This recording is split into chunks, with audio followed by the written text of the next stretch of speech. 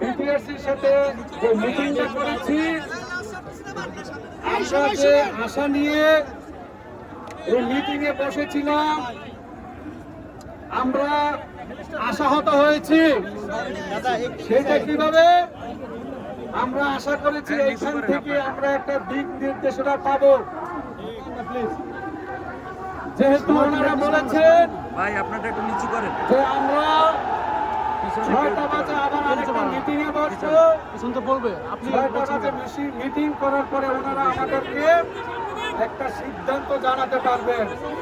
সুতরাং আমরা 6টার জন্য অপেক্ষা করব।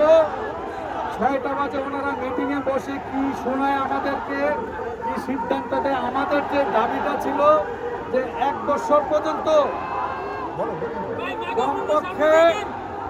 কমপক্ষে 1 বছর পর্যন্ত আমাদেরকে এই এনএআর সিস্টেমের বাইরে রাখতে হবে।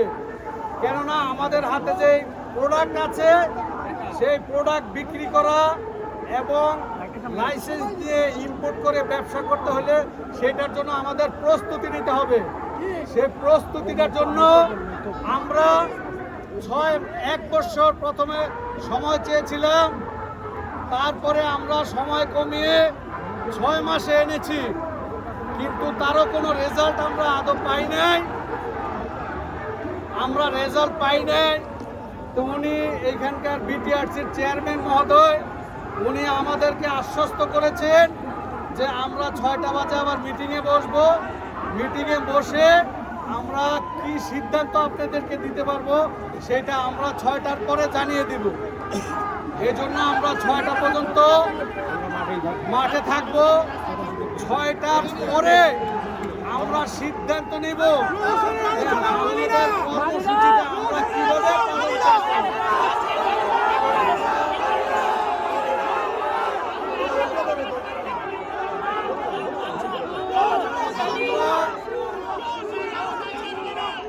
আমরা বলেছি যে আমাদের হাতের প্রোডাক্টের কি হবে।